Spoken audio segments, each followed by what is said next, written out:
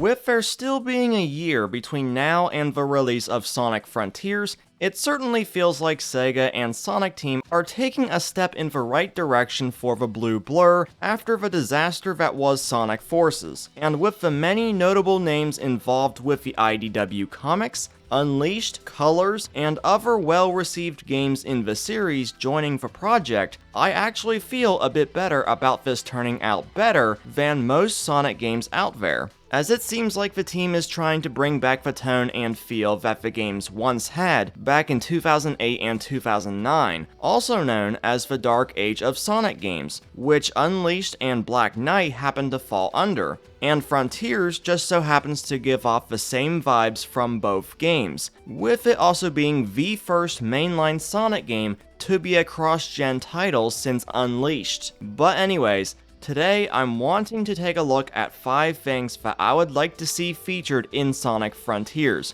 These are things that I personally think would really improve the overall experience and add much more depth to the world. And for anyone asking, no, I'm not going to bring up a photo mode, because that's kind of a staple in a lot of games these days, so it's likely Frontiers will have it as well, but if it doesn't, then that is a missed opportunity right there, because it looks like we can get some pretty good results out of this. So first and foremost, let's talk about a momentum and traversal system. Seeing as Sonic's character is built around speed, it would only be logical if this type of system could be properly introduced to the series, rather than Sonic just running slap into a wall and coming to a complete stop. Lost World tried remedying this with its parkour mechanics, and even though I did enjoy the feature on the 3DS, it wound up getting some pretty mixed results. And seeing as recent games like Marvel's Spider-Man, Crash Bandicoot 4, and Ratchet & Clank Rift Apart have made exceptional uses of these same types of mechanics, while chaining them with other moves for even more ways of traversal. This would honestly be something the Sonic series could really use, especially with the open zone of the Starfall Islands. Sure, Sonic could just use a spring to get to certain places, you know, the easy yet classic approach. Or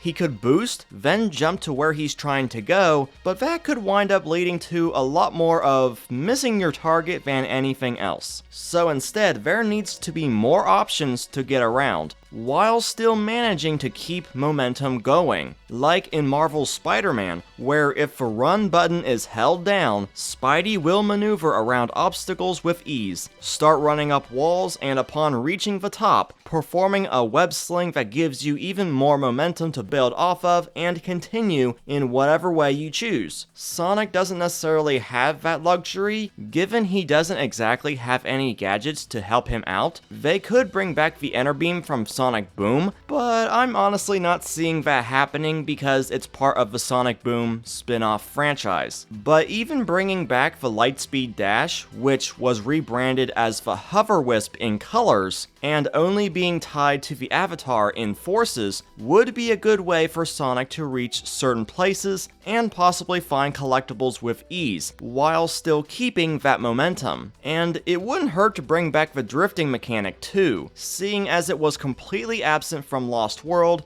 and was only used for partially scripted segments in Forces. So seeing that fully utilized in Frontiers would be another way to keep at least some speed and momentum in case you happen to pass something interesting. You would not have to stop Sonic dead in his tracks just to turn around and get back to the spot. Number 2, an upgrade system. One of the things I loved about Sonic Unleashed was the game's use of an upgrade and experience system, where the more enemies you defeat, the more experience you gained, which can be turned into upgrades for Sonic in both his Hedgehog and Werehog forms. And while these upgrades were a cool idea, unlocking new combos for the Werehog, able to tear through longer levels in no time flat, while also allowing for more boost and higher speeds to be achieved in the daytime stages, unfortunately, this idea did not get carried over into later games. I guess it was because you had to play through the Werehog levels to get the most experience, whereas the daytime stages did not provide very much at all. If that was the reason, then it was kind of a bad decision on their part. But thankfully, it appears like this may finally be making a return in Frontiers, as a Twitter user by the name of Bulbasaur posted a few images of a leak concerning Frontiers, a leak that originally popped up in late 2019 over on 4chan. Yeah, I know, it's 4chan, but looking at what's mentioned in the images, there's actually a lot here that wound up being correct, like the fact that the game takes place in the Starfall Islands, Eggman losing control over an AI entity, skyscraper-sized Titan boss battles, which I guess Supersonic will be needed to take these things on, and of course, the game being a free-roam action-adventure title. So with all that in mind, the leak also makes claim that strengthening skills to level up Sonic's abilities will be a thing. Now, as to what extent these upgrades will apply to, beyond speed, boost, and possibly some other new abilities, is still unknown at this point, but it's still very interesting to know that upgrades could very well be making a return. Number 3, a weather and environment system. Seeing as the game is confirmed to be an open zone, as Sega describes it, with various different biomes to explore, and a day and night cycle to boot, why not go the extra mile and add a weather system? Sort of like what Breath of the Wild or Marvel's Spider-Man had, but on a whole other level. Basically, have the weather become unpredictable, therefore affecting how the game is played. For example, the first time you play through this area, it might be clear and sunny, while the next time it could be rainy and stormy, with the rain creating muddy patches that'll slow Sonic down, and lightning that Sonic will have to quick-step to avoid. Pretty much something to keep the players on their toes. Another example would be a snowy environment. One minute it could be light snow falling, then the next it's whiteout conditions, affecting the player's field of view, while triggering a boost at certain points on a mountain could accidentally trigger an avalanche that Sonic will need to escape from. I mean, there's so much they could do with just this type of system alone that it'd really add much more life into these environments. And since I'm an absolute sucker for this kind of thing, I'm very excited to see if they'll actually attempt this. And if they don't, then that's plenty of missed opportunity right there. Number 4, boosting. I'm fully aware that there's some discussion going around that Sega's been over-relying on the boost formula. Just drop it already. Well, here's the thing. Before Forces arrived on the scene, each game that made use of the boost mechanics was actually pretty balanced in how it was used, with colors being the most restrictive in its use. Meanwhile, Lost World dropped it entirely. But given we're dealing with the open zone that is the Starfall Islands, and going by the aforementioned leak, there might be some quests that we'll have to do. And for these reasons, I think boosting in Frontiers would actually be a logical choice. And not just because the game gives off some Unleashed vibes. Rather, it's the ability to get from one place to the other very fast, which would serve as an advantage over other open world games like Breath of the Wild, Spider-Man, and the Horizon series. Almost all of these games make use of a fast travel system, so you can go to where you need to go in a much faster amount of time. However, in Sonic's case, because the boost mechanic may be present in Frontiers,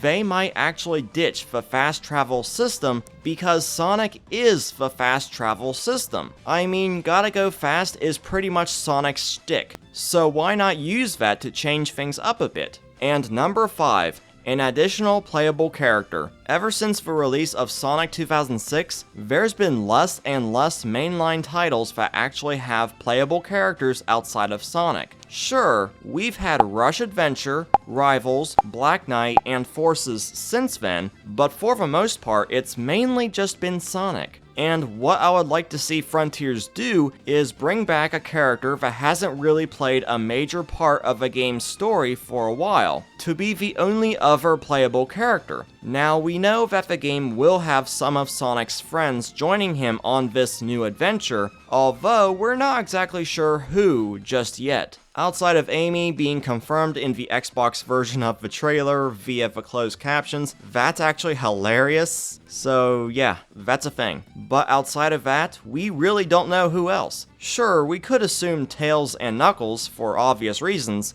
and possibly Shadow given his popularity in the series, and also because he was playable in Forces. But the character that I've got in mind is Blaze the Cat, and the reason why is because of how underused she's been ever since the release of Rush Adventure and Black Knight. Her last playable appearances in the main series, with her only being given a minor appearance in Generations, only appearing in the DS version of Colors, being a part of Team Sonic Racing's story, but not the animated shorts for some reason, and being completely absent in Forces when everybody else is here. Meanwhile, the IDW comics have given her the best representation in years, which of course had Ian Flynn as the writer behind them, and is why I'm so excited to see what they can do with Frontiers that other games just couldn't get right. But Blaze, I think, really deserves a spotlight in this game,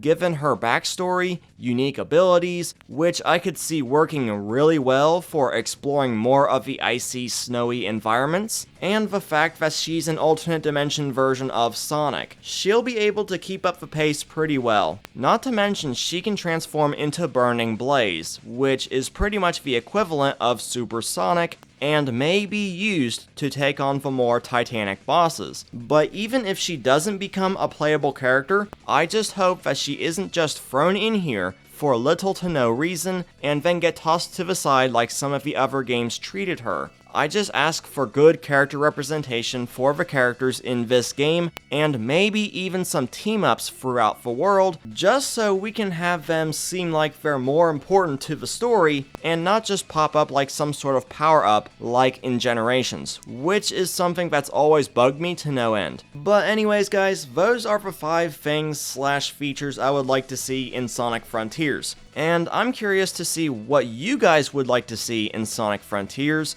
Do you agree with anything I've said? Be sure to leave everything down in the comments section below, questions, theories, all that good stuff. And also, be sure to hit that subscribe button and the bell for more Sonic Frontiers content coming soon. And once again, happy holidays everyone. I've been Blue Knight. Thank you guys so much for watching and for the constant support. I'll see you guys back here next time.